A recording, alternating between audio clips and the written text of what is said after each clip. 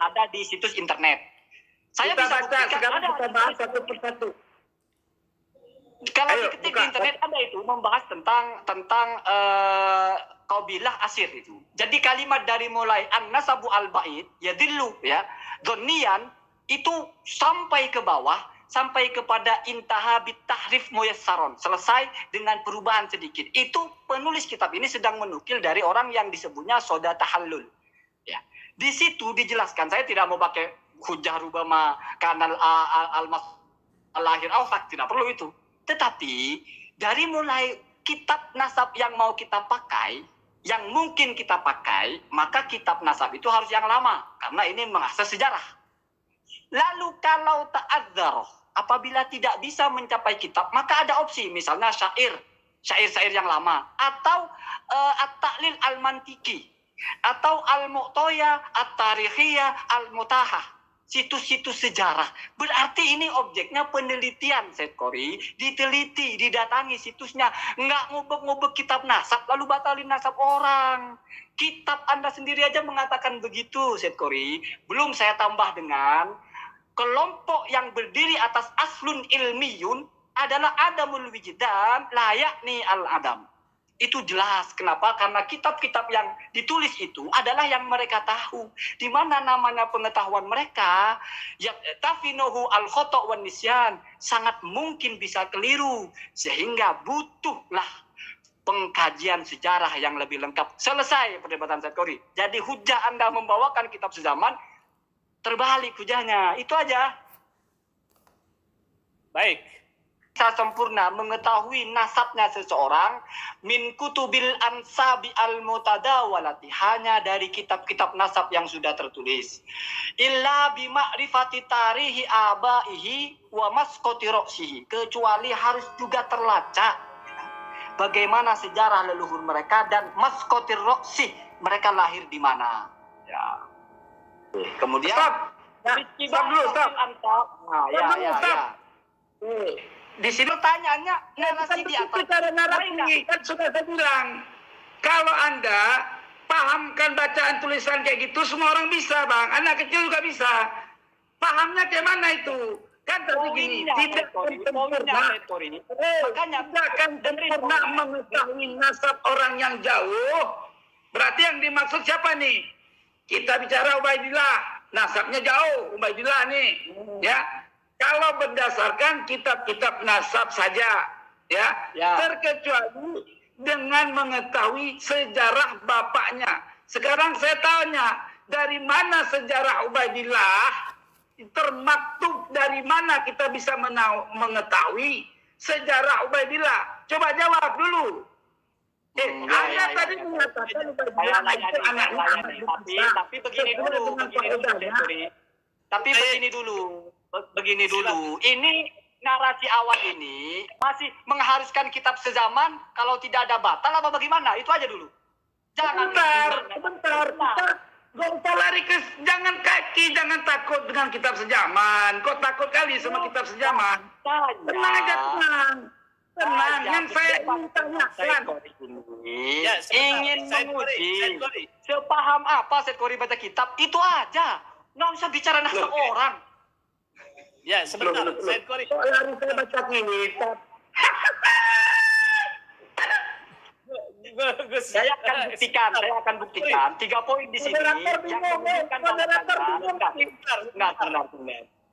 Sebentar. Pertanyaan Said Qori jelas dan padat. Silakan, jangan dikomentari dulu sama Gus Jaini sebelum Tangguh Qori. Tadi Gus Jaini kan baca kitab. Wala tatimmu ma'rifatun nasabil ba'idil li syakhsi min kutubil ansabil mutadawalati illa bi ma'rifati tarihi abaihi wa masqati ra'sihi. Ya, itu saya perlu tanya di situ. Tidak akan sempurna mengetahui. Jangan dibantah, santai dulu, jangan takut. Jangan grogi lah. Santai. Udah bisa santai belum? Kopi dulu kamu. Biar nilai. Siap. Lanjut. silakan. Tadi mengatakan di matan kitab ini kan jelas dibilang tidak akan sempurna mengetahui nasab orang yang jauh. Kan gitu. Ya enggak? Kalau kita cuman berdasarkan kitab-kitab yang mutadawalah. Makna mutadawalah itu yang kita dapatkan pada saat itu. Enggak cukup. Terkecuali baru bisa cukup sempurna berarti pakai kitab-kitab nasab, gitu pahamnya loh. Pakai kitab-kitab nasab, disekaligus memakai pengetahuan tarikh bapak-bapaknya. Sekarang saya tanya, dari mana diketahui tarikh bapaknya Ali Asakron, kakeknya Ali Asakron yang namanya Ubaidillah? Tarikhnya di mana? Siapa yang mengungkapkan tarikhnya? Coba dijawab. Jangan narasi kemana-mana. Itu yang saya perlukan. Saya akan nurut ya, saya akan nurut sampai Said Qori nanti juga menemukan kebenaran ya, pelan-pelan ya. Kalau bertanya dari mana kita tahu tarikhnya Ubaidillah, itu ya kita baca tentang kitab Ubaidillah ada. Ubaidillah kapan hijrahnya ada. Nanti pasti pertanyaannya itu kitab tahun berapa? Itu sezaman atau tidak? Saya tahu arahnya Said Qori. Nanti kembali lagi kepada harus sezaman. Kan muter-muter di situ pada akhirnya. Ini intinya adalah sedang ingin saya tunjukkan kepada Said Qori bahwa Said Qori baca narasi itu motong 2 baris bertentangan dengan narasi di atasnya dan narasi di bawahnya. Pertentangannya di mana? Di situ ada jelas. Kitabnya harus sezaman. Kalau tidak bisa, berarti kan ada opsi. Maka ada sumber yang lain. Makanya saya bilang, beda kita bicara kutub dengan sumber. Karena kalau Sebentar kita... dulu, jangan kesana dulu. Biarkan dulu Gus Zaini memaparkan. Silakan Gus. Sebentar. Jadi di situ dijelaskan, bahkan kalau Said Qori baca sampai bawah, tidak akan pernah ada nasab yang jami'ul butunnya itu akan terdaftar di dalam kitab nasab. Semuanya terdaftar itu tidak ada begitu. Kenapa Said Qori ini ngotot? Kenapa Said Qori ini masih lalu membawa lagi ke Ubaidillah? Ya karena Said Qori itu ingin bicara nasab orang. Saya tidak mau bicara nasab orang. Saya bicara pengetahuan dasar saja. Anda baca kitab saja itu dipotong di situ. Itu keliru fatal memahaminya. Karena dia membuat satu garisan. Maka kitab nasab yang mungkin kita pakai yumkinu an-nastakia atau an-hakiko itu tajibu antakuna minal kutubi al-qodimah. Itu pun qodimah nggak mesti sezaman, artinya kitab lama. Bukan kitab yang sekarang. Karena kita bisa bicara sejarah berarti masa lalu. Kemudian di situ ada kalau tidak bisa. Idza ta'adzara. Ada di situ at-ta'lil al-mantiki. Ta'lil mantiki itu apa? Rasionalisasi. Kita lihat bagaimana kenyataannya di Yaman. Apakah ini palsu semua? Kuburannya ada di situ, apakah itu palsu semua? Itu namanya taklil mantiki. Jadi, kalau mau mentelaah nasab, menggunakan kitab nasab, ngegas kitab sezaman, nggak ada kitab sezaman batal, itu bertentangan dengan kitab-kitab nasab yang dibacanya. Itu saja. Makanya saya bilang, kalau sejak awal baca kitab ini, selesai persoalan. Apalagi misalnya membawa narasinya Gus Jazuli, atau Rikil Awal, itu diperkosa itu dibacanya. Ada 3 poin di situ, 2 poin. Udah kelamaan, ente ngomongnya kelamaan, nggak jelas. Nah, Gus Zaini baca kitab itu acak udut, jadi nggak urut. Jadi ini Gus Zaini ya, kalau baca kitab satu persatu dipretelin dulu mafhumnya. Ya, begini biasa. Gus Zaini nggak biasa baca kitab, aku bilang kuliah. Cuman bisa berretorika gini Gus Zaini. Oke. Begini. Sekarang saya yang baca, kamu yang dengar ya. Saya yang baca, kamu yang dengar ya. Ya, silakan. Ya. Lanjut. Oke ya. Fa'innal masadir itu adalah menjawab kekeliruan daripada yang terdapat di dalam syabkah tadi yang ada di internet.